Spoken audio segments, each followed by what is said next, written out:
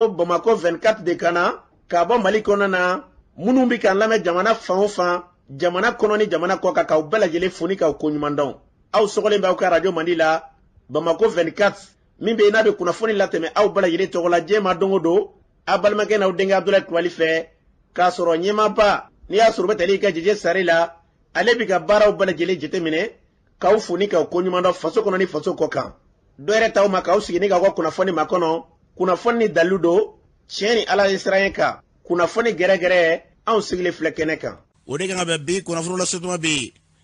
araba ye araba min bɛnnen bɛ nazarasan kalo sabanan mars kalo don bi o tile 15 ye ka bɛn 2023 san ma farafinkalo min y'a sɔrɔ n'o ye sungaloma kɔnɔ ye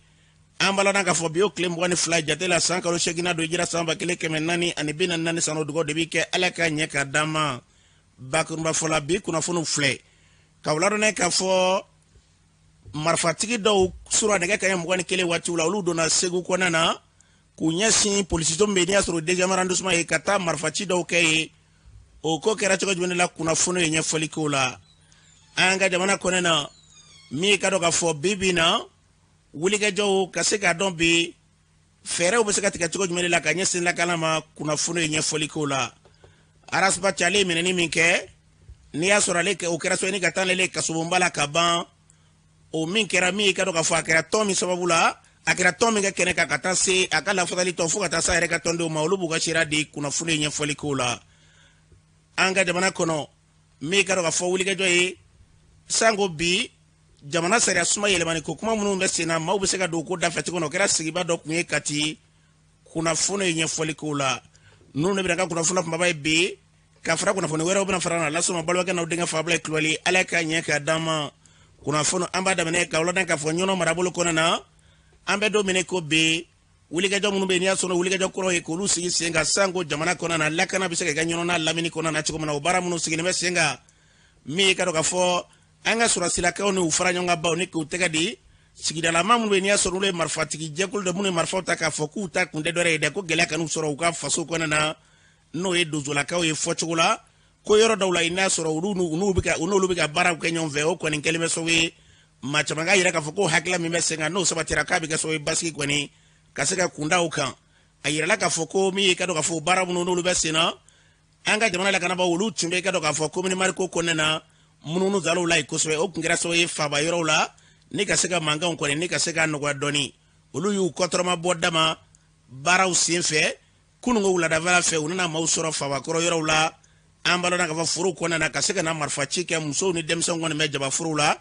bɛɛ lajɛlen carila ka don ɲɔgɔn na jama girinna tuma min na n'o kɛra donsolaka minnu bɛ olu kɔni marifa ta o yɔrɔnin bɛɛ lajɛlen la ni ka sɔrɔ k'u jaabi a kɔni kɛra muguci ye u bɛ mugu ci ka na ninnu yɛrɛ mugu ci ka taa a kɛra sababu ye u ka se ka don n'u ka sigidalamaw olu ni gɛlɛya cɛ olu kɔni seginna ka na so jatew bɛɛ lajɛlen bɔlen kɔfɛ u ye jateminɛw bɛɛ lajɛlen kɛ ka sanga ni kunnafoniw ye k'u y'a sɔrɔ fɛn ma maa si sɔrɔ muso ni denmisɛnninw bɛɛ y'i yɛrɛ ɲini nka donsolakaw kɔni u ye marifaci kɛ u kɔni y'u kɔtɔrɔma bɔ a ko bɛɛ lajɛlen kun cɛra k'a sɔrɔ ko fɛn ma maa sɔrɔ donsolakaw ka bolo kan dugulamaw ka bolo kan an bɛ dugawu kɛ fɛn min da ka d'an ka jamana na yɛrɛ bɛ ala ka Mali bila o sira kan an ye nin fɔ fɛn min bɛ yen n'an b'o fara nin bɛɛ lajɛlen kan u ka sigikafɔw hali bi k'olu n'u don maa minnu bɛ yen n'i y'a sɔrɔ olu bilama dɔw bɛ sɔrɔ nin waleya ninnu na min bɛ yen n'i y'a sɔrɔ n'olu fɛ ko tɛ bilen dɔw bɛ sɔrɔ nin waleya ninnu na olu donna don cogo dɔw la u t'a dɔn dɔw bɛ sɔrɔ nin waleya ninnu na olu t'a dɔn u bɛ segin u ka cogo min na u ka sigikafɔ sigi sen kan tiɲɛ don minnu bɛ yen n'olu bɛ ban olu ka kɛlɛ an ye nin fɔ a ye tiɲɛ caman minnu bɛ yen n'i y'a sɔrɔ olu bɛ sɔn sigikafɔ ma ni sigikafɔ daminɛna sisan i b'a sɔrɔ a caman bɛ yen olu yɛrɛ b'a dɔn tɔtɛ kɔrɔkɔ la u bɛ sɔn sigikafɔ ma u ka wulikajɔ kɛ ni fɛn o fɛn maa bɛ sɔrɔ i ka dɔn jamana in kɔnɔ na min bɛ se ka kuma nin dɔ fɛ u ka wulikajɔw kɛ sanko bi basigi lafiya an bɛ se k'an kun da o kan an y'a fɔ a ye tiɲɛ caman an bɛ se k'a kan Batata den n'i y'a sɔrɔ o ye Komantana Po ale ye wulikajɔba min n'i y'a sɔrɔ ni o deli ka kɛ ka kɔrɔ fangakɔrɔ tile la ka se ka sigikafɔ kɛ kɛrɛnkɛrɛnnenya Masina marabolo ni Sisan marabolo kɔnɔna na a ti fɔ ko gɛlɛya kɔni k'a tɛ yɔrɔ si nka o sigikafɔ minnu kɛra fo bi an b'a dɔn k'a fɔ yɔrɔ caman b'o nɛɛma na wa sigikafɔ in yɛrɛ sen fɛ min yɛrɛ bɛ yen n'i y'a sɔrɔ o ye dabalibanko ye k'a kɛ k'a fɔ k'a ma kɛ foyi kama ko fa faso ale yɛrɛ de ta bɛ don a ko da fɛ o n'a ɲɔgɔnnaw bɛ jamana kɔnɔ na u ka fɛɛrɛ kɛ ni k'olu bila sigikafɔw la sanko bi basigi lafiya ko bɛ se ka da ka cogo na an bɛ dugawu kɛ n'o tɛ k'an sigi kɛrɛnkɛrɛnnenya ka ka duguba kɔnɔnaw la kuma caman k'a fɔ ko basigiw bɛ yen k'a sɔrɔ u bɛ kɛ sababu ye o caman bɛ yen bi an bɛ k'o fɔ k'a sɔrɔ o fɔba yɛrɛ walima i ka dɔn k'a fɔ e min bɛ yen ni tɛ foyi kalama la e bɛ Bamakɔ de walima i ka dɔn k'a fɔ i bɛ ka kuma min fɔ maa caman bɛ olu tɛ se ka tɛmɛ hali sini ka t'u ka yɔrɔ la o ye gɛlɛyakoba de ye o ye gɛlɛyaba de ye an ka dugawu kɛ an bɛɛ lajɛlen ka jɛ ne k'an tɛgɛ di ɲɔgɔn ma jamana in gɛlɛya an k'o de ta wa an bɛ bɔ tan nka a dɔ bɛ dɔ la an ka sɔn ɲɔgɔn ta ma ni ka ɲɔgɔn bilasira hakilila dɔw bɛ yen bi n'olu baara sigira sen kan n y'a fɔ cogo min na sigikafɔ k'o kɛrɛnkɛrɛn jamana in kɔnɔ na an kun bɛ da basigi kan marifa tiɲɛ don a bɛ fɛn kɛ kɛlɛ kɔni kɛlɛ tɛ kɛlɛ bande an ka fɛɛrɛ bɛɛ lajɛlen k'ale bi basigi an bɛ se k'o sira sɔrɔ cogo min na ni minnu k'u tɛ sɔn fiyewu olu ka kɛlɛ minnu bɛ n'i y'a sɔrɔ olu bɛ sɔn ka segin u kɔ nin bɛɛ y'an ka jamana de olu bɛ se ka basigi kɔni ka segin a n'a ma cogo min na ala k'o hakililaw sabati n'an bɔra yen min ye ka dɔn k'a fɔ ka dɔn k'a fɔ segu marabolo kɔnɔ la u tun ye wulikajɔ kɛ dɔgɔ fana ye tɛmɛna k'u taara yɔrɔ dɔw la ka se ka taa olu kɔni ka réseau antenne n'o ye marifatigi sirɔnbali dɔw ye kɛrɛnkɛrɛnnen minnu bɛ yen n'i y'a sɔrɔ u bɛ a fɔ k'olu ye jadɔla tigilamaw ye ka se ka taa antenne dɔw kari o kɔni sigidalamaw kɔni kamana galen bɛ bi min y'a sigidalama dɔ ye ale yɛrɛ bilama bɔra dugu in kɔnɔ siran fɛn nka a bɛ yɔrɔ min na a b'a to yen ni ka sira d'a ma an balimakɛ e bɛ bɔ mini ka bɔ Bɛlɛdugu Sagala an ye kunnafoni sɔrɔ ko dɔgɔ furancɛ tɛmɛnen na ko jadɔla tigilamaw taara kɛnɛ dɔw k'aw ka mara kɔnɔ la a ko kɛra cogo di o kɔni taara ka taa an ka réseau a bɛ se réseau 5 ɲɔgɔnna ma u taara ka taa bɛɛ ka kari ka jeni quoi an b'a ɲini fɛ i k'a fɔ faamaw ye u ka dɛmɛ don an ka faamamɔgɔw la o kɔni an ka faamamɔgɔ an ma degun na yen nɔ dɛ parce que ala olu filɛ nin an b'an ka somɔgɔw wele an b'u wele u tɛ sɔrɔ sisan u bɛ digijuguba de la yen nɔ faamaw ka lɛni k'u kɔfilɛ an ka faamala ninnu na kɔni a ma nɔgɔ dɛ u nana na cogo jumɛn na an'u ye nin baara in kɛ cogo di kɔsa yen nɔ sɔrɔsiw nana yen nɔ ka na mɔgɔ damadɔ fana minɛ ka taa de b'o kɔni kɛra sa u taara ka taa an ka réseau bɛɛ kari ten nɔ bi aw ka yɔrɔ bilama a lakana bɛ cogo di bon an ka yɔrɔ in basigi tɛ yen dɛ min ye basigi tɛ yen nɔ yɛrɛ de an ka faamamɔgɔw sɛgɛnnen don yɛrɛ de o kɛlen ka an tɔɔrɔ dɔrɔn an ka baganw ani jagabɔ ninnu ko caman u bɛ taa an ka nin yɔrɔ fɔ faamaw ye da donna ta wari ta u b'a fɔ u bɛ na i kama u bɛ taa bɛn dugu kan ka taa dugu daminɛ maa ti don maa ti bɔ an kɔni bɛ min ye u k'a fɔ faamaw ye ka dɛmɛ don an na an ka fanfɛla tɛ ka lakani fɔlɔ dɛ an balɔden k'a fɔ ni tun ye sira dɔ kan ye a y'a fɔ cogo min na an bɛ dugawu kɛ segu kɛrɛfɛ don yarabi ala ka basi lafiya ni k'o nati n'an bɔra yen an balɔden k'a fɔ ne ni segu kɛrɛfɛ sura nɛgɛ kaɲɛ 21 waatiw la waliyajugu kɛbaaw u nan'u kunda kɛrɛnnen na u donna i ka dɔn k'a fɔ segu ale dugu yɛrɛ kɔnɔ la o min kɛra an balɔden k'a fɔ n'o kɛra i ka dɔn k'a fɔ wulikajɔba ye k'u ɲɛsin segu polisiw min n'i y'a sɔrɔ n'o ye dejamara dusuma ye o kɔni kɛra so ye n'i y'a sɔrɔ ne ka taa marifaci dɔw kɛ nka ko lakanabaa wulila k'u jɔ u jɔyɔrɔ la maa minnu ye a waliya kɛbaaw ye ka se k'u wolu gɛn fo yɔrɔnin bɛɛ la ka tila ka wulikajɔ kan ko tɛgɛ dara sigarama kelen kan ko sen fɛ i yaasa ka nin pɛrɛ tigɛ di an ma an balɔden k'a fɔ min ye an cɛ ka ɲɔgɔn segu tv la n'i y'a sɔrɔ o ye Albert Karanbiri ale b'an bolo nin waati na nɛgɛ kan e jɔn de ka bɔ Zimini ne tɔgɔ ye Albert Karanbiri ne ye kunnafoni dila segu yan Albert an ye kunnafoni sɔrɔ ko sura ko marifatigi sirɔnbali dɔw donna kɛrɛnkɛrɛnna segu polisiw min n'o ye deuxième arrondissement ye k'u taara yen a ko kɛra cogo di kosɛbɛ n balimakɛ y'a fɔ cogo min sura nɛgɛ kaɲɛ 21 ka se a kaɲɛ 22 waati ma fɛn min ye maa maramafɛntigi dɔ minnu ma lakodɔnniya olu kɔni ye wa dankarili wale ta ka ɲɛsin segu polisiso 2nan ma ni o ye deuxième arrondissement ye ka jirala k'a fɔ maa ninnu kɔni u nana mɔbili 2 boyanko la mɔbili 1 o y'i jɔ gudɔrɔn fanfɛla fɛ mɔbili 1 o maaw kɔni donna polisiso kɔnɔ koko fɛ u donnen kɔni marifaciw kɔni tɛmɛna u ni an ka polisilakaw ni ɲɔgɔn cɛ ala tanu ye min ye sura ayiwa maa n'i ma to a la an ka cɛfini tabaw ni o ye polisiw ani pɔri fɛn o fɛn olu bɛɛ a miniti minnu dara marifacikan in kan dɔrɔn parce que marifacikan in ma tɛmɛ miniti 15 boyanko kan an ka cɛfini tabaw bɛɛ lajɛlen kɔni sera deuxième arrondissement na u y'u fanga fara ɲɔgɔn kan waasa ka se ka ni maa maramafɛntigi ninnu mabɔ kunnafoni dɔw la ko an ka lakanaba dɔw ko olu jɔngina olu kunnafoni ye tiɲɛ ye wa kosɛbɛ an kɔni bɛ se ka min fɔ i n'a fɔ sisan an ka polisilaka maa 3 kɔni bananen don fɔlɔ an tɛ se k'a fɔ ni o y'a sɔrɔ marifa bananɔ don wali ni o y'a sɔrɔ fɛn wɛrɛ bananɔw de don n bɛ se ka min fɔ n'i ye diɲɛ jamana fɛn o fɛn ta fɛn min ye bamanciya walew a kunbɛn man di o sababu kɛ ni maa kofɔlen ninnu maa tɛ u nakuma dɔn maa tɛ u nayɔrɔ fana dɔn n'i ye lakana jateminɛ segu kɔnɔna la i b'a ye an ka cɛfini tabaw kɔni wulilen don u sɛgɛsɛgɛliw ni lakanaw bɛ kɛ fan caman fɛ nka mɔgɔ tɛ se k'a fɔ ko u bɛna nin yɔrɔ kelen de la o de y'a to nin wale ninnu bɛ kɛ k'a fɔ ko labɛnw ma sabati labɛnw sabatira segu kɔnɔna la mɛ mɔgɔ t'a na waati ni a na kuma ni a na yɔrɔ dɔn fɛn in kɛra yɔrɔ min na a ti pelengana commune fɛ a bɛ segu kɔnɔna la nka a kɛ waati kɔni maa caman kɔni jatigɛra ka don u ka du kɔnɔna la nka basigi nanen kɔni an y'a ye k'a fɔ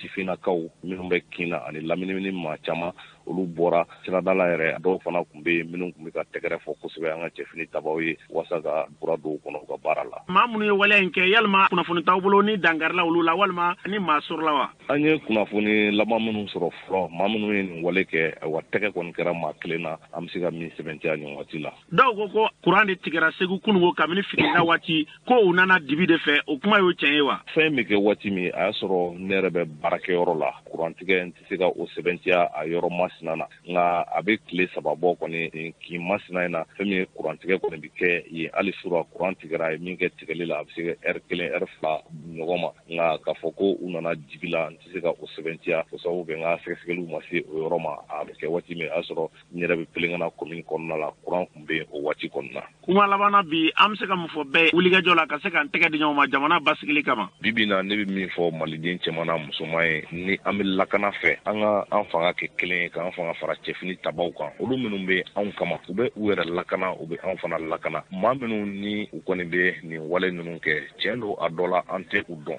nka an se ye min ye o ye kunnafoni jɛlen a sanuma dili an ka cɛfini tabaw ma n'o kɛra an bɛ lakana min nɔ o lakana bi sɔrɔ k'a fɔ i sigara maa na i taara ko fɔ o t'a jira k'a fɔ ko kojugukɛla don sɛgɛsɛgɛliw bɛ kɛ a bɛ kɛ sutura kɔnɔna la n'o kɛra an bɛɛ bɛ lakana ne bɛ se ka kuma laban de fɔ bibi in na segukaw ani maliden cɛman n'a musoman bɛɛ lajɛlen ye. An baloden ka fɔ ni tun ye Albert Karambiri an cɛkɛɲɔgɔn ka bɔ Segu bi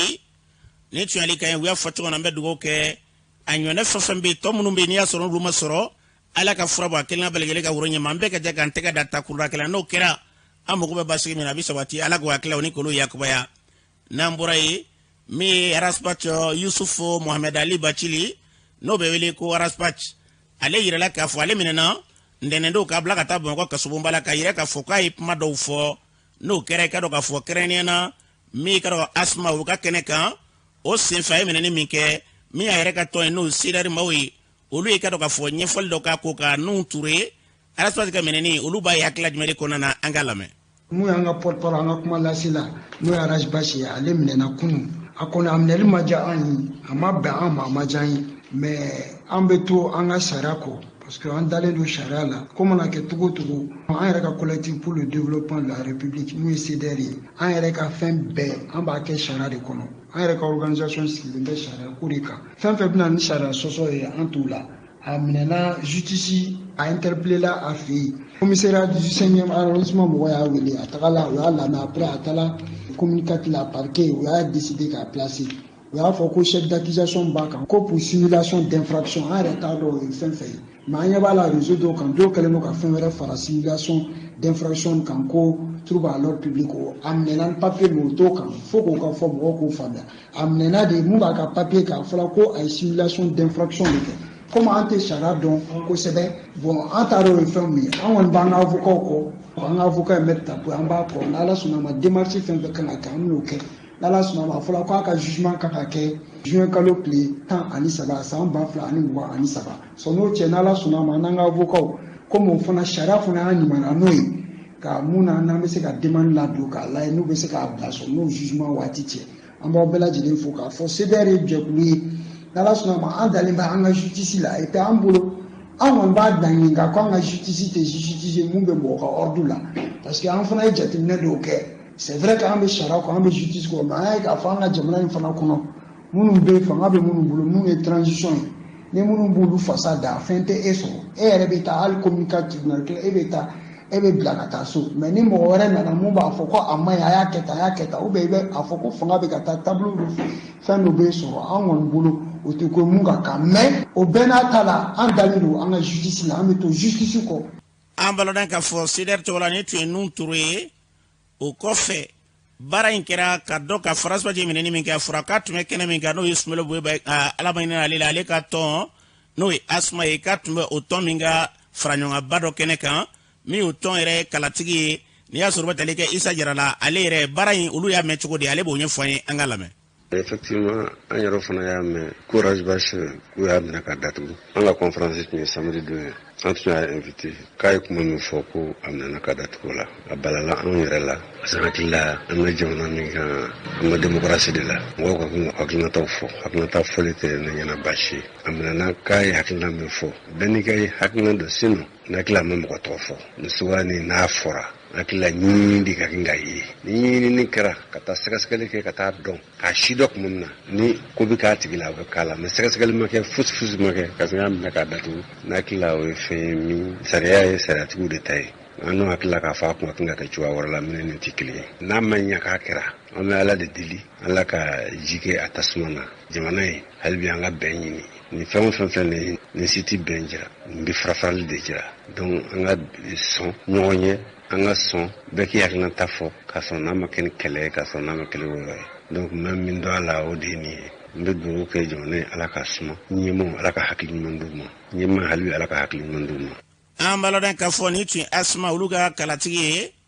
o kɔfɛ yaasa ka kunnafoni kuncɛ min ye Arasbach yɛrɛ ka lafasalikɛla o kɛrɛnkɛrɛnnen a ka lafasalikɛba n'o ye Maître Kasim Tapo ye ale yɛrɛ ye hakilila di baara in kɛra kɛcogo jumɛn la Kasim Tapo ye kuma min fɔ an ka lamɛn. Arasbach minɛna tribunal commune 4 y'a wele ni commissariat 5e arrondissement commissariat o y'a wele taara n'a ye commune 4 procureur fɛ u y'a bila kaso la ko parce que a y'a fɔ ko Bube premier ministre kɔrɔ ko u y'a faga k'a fagara de. Arasbach y'o kuma ye a y'a fɔ Asma mɔgɔw ka conférence nationale la n'o ye Bube ka parti ye a k'u ma ko Bube sara condition minnu na k'u ka mɔgɔw bɛ CNT la u ma se ka gouvernement interpeller ka gouvernement ɲininka sala a sara cogo di k'ale kɔni hakilila Bube fagara de parce que kuma minnu kɛra dɔgɔtɔrɔw ye kuma minnu bɛɛ fɔ a somɔgɔw ni a teriw ni parti mɔgɔw ye min fɔ u ma sɔn a ma k'a bila ka taa furakɛ donc a tora a ka sa de ko enquête tun ka kan ka k'a a y'o de fɔ a welela o kuma de kama donc anw hakilila a y'o kuma min fɔ o kun ma se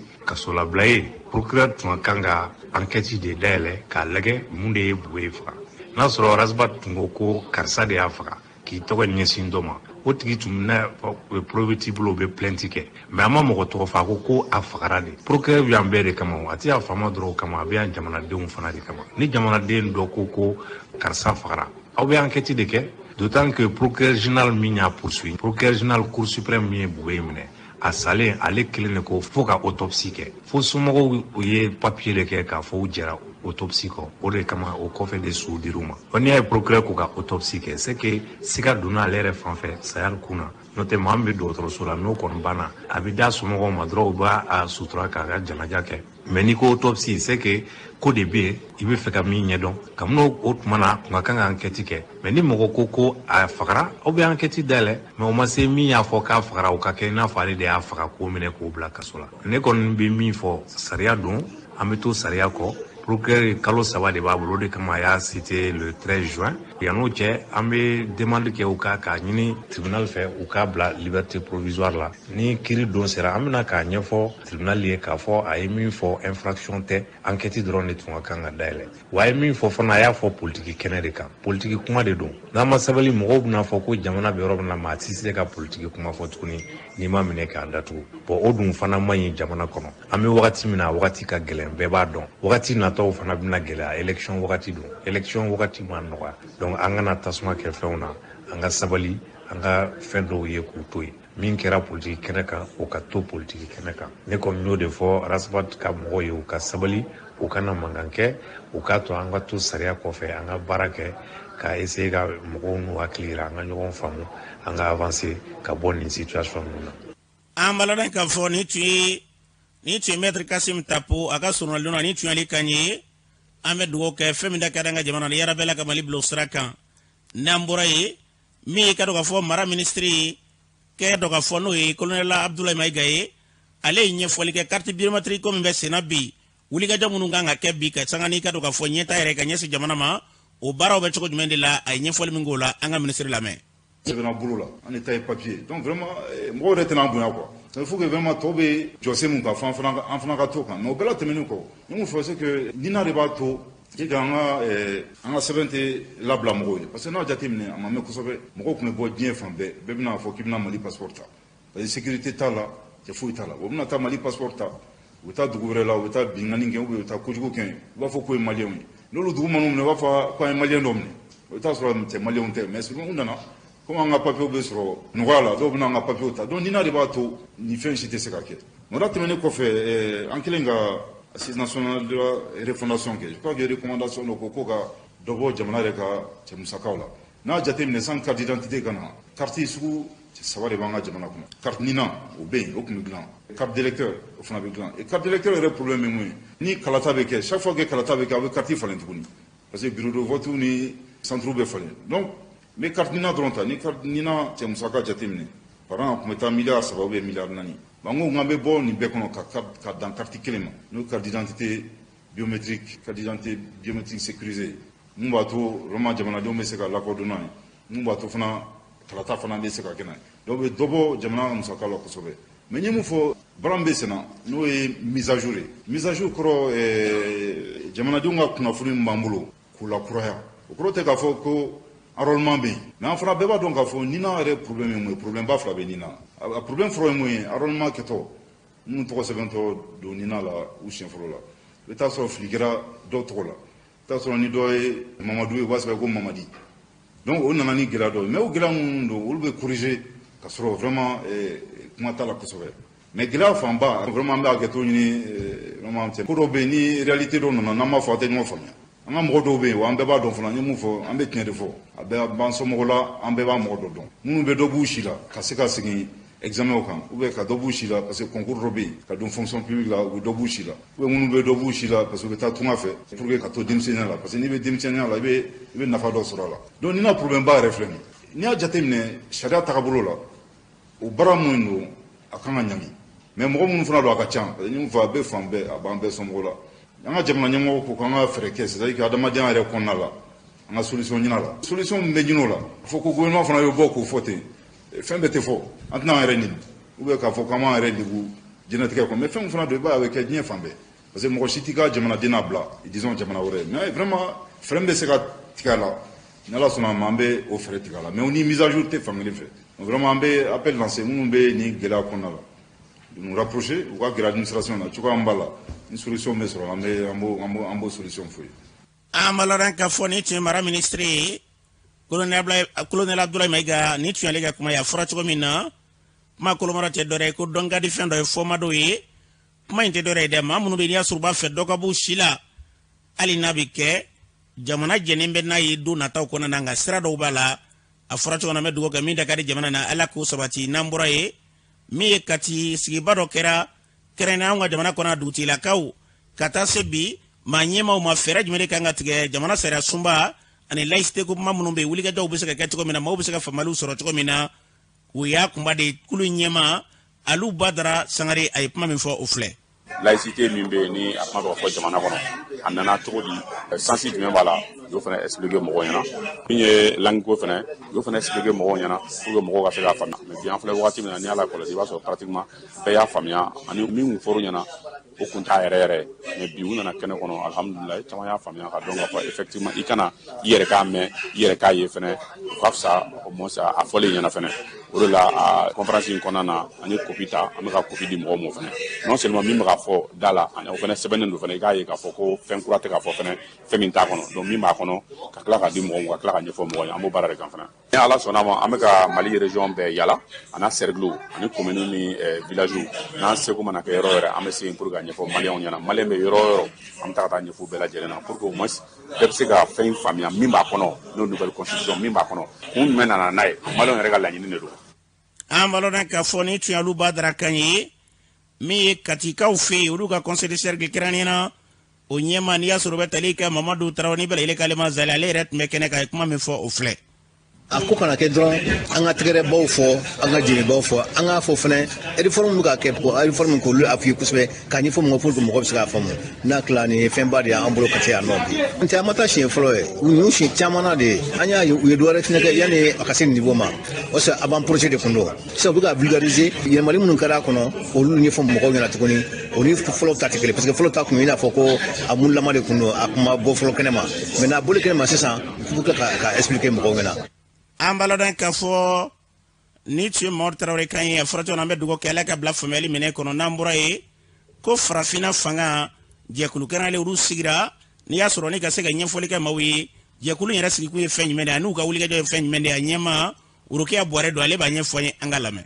farafina fanga ye concept ni me anga Afrique donc anga continent ale développement sira tali ale taganyeli ale ga bonyongona sira tali airema kasoro amake ni moye akune folo mɔgɔ minnu kɛmɛ ka fɛn dɔw kɛ u kɛmɛ ka entreprise dɔw bila en place u kɛmɛ ka projet dɔw bila en place u kɛmɛ ka fɛn o fɛn kɛ k'olu valoriser parce que mɔgɔ tɛ n'a kɛ n'anw ma kɛ o anw de kan ka fara ɲɔgɔn kan anw minnu ye Afrique den ye an bɔra minnu na olu ye sira dɔw daminɛ o olu ye sira minnu daminɛ dɛ k'an kana o sira tagaɲɛli sira bila sen kan ka kuma kan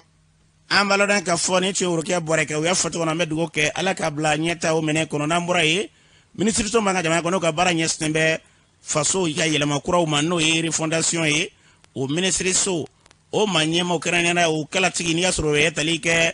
Abraham Bangali olu ye fara ɲɔgɔn dɔ kɛ ni ka ɲɛfɔli kɛ ma o ye fɛɛrɛ jumɛn de kan ka tigɛ an ka forobataw kɛrɛnkɛrɛnnen jamana yɛrɛ kɔnɔ na ɲɛtaw bɛ se ka sabati cogo jumɛn de la Abraham ye kuma min fɔ o filɛ.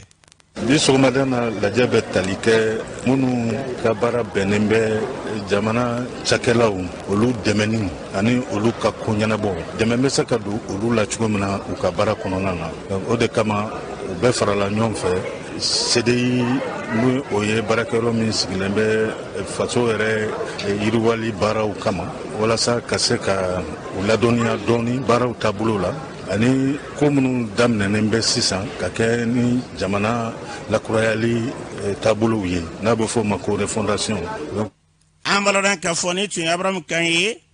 u y'a fɔ cogo min na min da ka di an ka jamana na yarabi min da ka di an ka jamana na ala ka segin n'u ni k'a bila o minɛ kɔnɔ n'an bɔra ye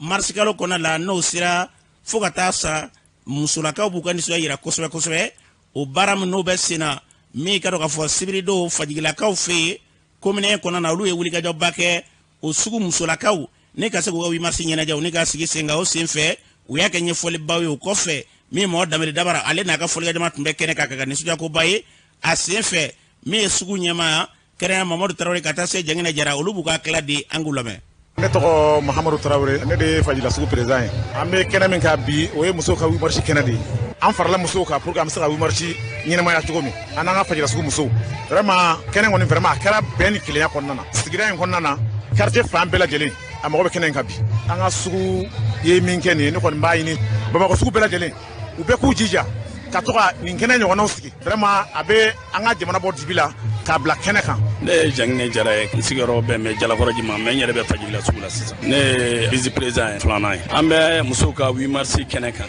an faral'o kan kɛnɛ in bɛ se ka ɲɛnamaya cogoya min na. an b'a lɔn k'a fɔ ni tun ye Mamadu Tarawele ka taa se Jɛngɛnɛ Jara sugu ɲɛma na a ka dankan ni tun y'olu kan ye a kɛnɛ kan min ka dɔn k'a fɔ sugu in yɛrɛ kɔnɔ na kɛrɛnkɛrɛnnen na a musolakaw ka ɲɛma Madame Keita ale yɛrɛ an ye ɲininkali k'ale la a ye kuma min fɔ o filɛ. Ne tɔgɔ Madame Keita Fanta Danbɛlɛ ne ye Fajigilaka ye ala ye n sigiyɔrɔ bɛ Nafajima ne ye Fajigila sugu musow ka ɲɛmɔgɔ ye an bɛ 8 mars kɛnɛ kan an y'a labɛn ni bɛn ye an ye 22 fête fɔlɔ o jara mɔgɔ camanba de ye n'o tɛ nin y'an siɲɛ fɔlɔ yɛrɛ de ye ka 8 mars fête sani an ka uniforme bɔ an ye denmisɛnnin dɔw ɲini n'a fɔra ko musow ka fini san yɔrɔnin kelen 1200 a bɛ gɛlɛya o tigi yalala ka kalo 2 de kɛ don o don a b'a minɛ 20 o ye muso 400 de sɔrɔ la ani dɔn o kalo 2 yɔrɔ ye 1200 ye an tila ka wele gosi tuguni mɔgɔ min n'i b'a sɔrɔ mɔgɔ min bolo k'a san i b'a san bolo parce que dɔw fana bɛ se k'a san juru la ni fini ka di mɔgɔ min ye i b'a san an y'a daminɛ n'o ye an bɛ wari dɔw mara kɛsu la bureau sigilen kalo o kalo 100 an ye dɔw ta o la k'o k'an ka gardien wari ye mais an tila ka dɔ ta nin fɛn na tugun ka an boloma dɛmɛ ni nin ye an b'a lɔn k'a fɔ ni tun ye sugu présidente ni tun y'ale kan ye a ka kɔrɔfɔ la Fajigila bi olu bɛ fara ɲɔgɔn kan de kɛ ne ka se ka fɛn fara ɲɔgɔn kan ka se k'u balimakɛw dɛmɛ u bɛ sugu min kɔnɔna na Mali kɔnɔna na bi bɛɛ k'olu ladege yaasa ka kunnafoniw kuncɛ min ye Fajigila yɛrɛ dugutigi ye ale tun bɛ kɛnɛ kan kɛnɛ in kan ye a ye kuma min fɔ an ka Fajigila dugutigi lamɛn. an bɛ musow fɔ 8 mars mun de don a fɔra ko musow ka journée mais a dabɔra journée kama mun de don fo an k'o fana de dɔn baara ka kɛ ni o ye faama minnu b'an kunna bi u y'a yira k'a fɔ ko cɛ ni muso k'an bɛɛ ka dama kɛ ni ko o ko n'a bɛ kɛ ni cɛ kɛra 3 ye muso 1 ka yala an bɛɛ lajɛlen an bɛ ɲini ka na légalité la dɛ o tuma a t'aw jɔ jɔyɔrɔ la kɛlɛ min n'a bɛ jamana in kɔnɔ bi mɔgɔ minnu bɛ ka sa la muso aw denw tɛ yan aw cɛw tɛ yan o tuma a t'aw jɔ jɔyɔrɔ la muso fo diɲɛ ka journée ta k'a di musow ma ko musow ka don muso a dara yɛrɛ la sa ne dalen don Fajigila musow la ka taa Fajigila sugu musow la an bɛ dugawu k'aw ye ala k'a ka sugu ja sugu ala ka yiriwa ni be bene ira marti ka fo la ke nyamo ko to kiko ambalo dan ka fo ni tuyen fajigila ka wadu tiki kanye afra choko mina ni kera ni suda ko baye mi ka do ka fo dugutigi fofembe ni maranu kono bla ile ka chebot mekene kan ka yira fajigila sugu musula ku be wuli ga jomina jamana kono na ka dogolente ube wuli ga jola kas de benyata uwe ka do ka fo franya do sigi senga asugu chena muso ka sega jekulu dota ko sigi senga bla ile be musaka do ba fo ga gardien uta faso ere kuna na ka gardien uta munu be ni ubusugu ere na chuko koloshi ka war chaman do la kalo bo barake were ma chaman ufoni ku tanu ku barka dame do ke ni aklaw ala kanunu chaya nambe yanga ketake so nambe ka siga faso ka keta foto ka keta ba sura ere doke ala ko aklaw yakubaya namurai amta jamana ko kana na stress be mumbe bolobi ama lameba o bela jilinfo ankaramo anga bi ko kana kuna fono bitani ay États-Unis jamana konnana Amerique ale vice presidenti ale bina tamake kana faranfina jamana do konnana marsi kalu ale laban kata avril ale damne konnana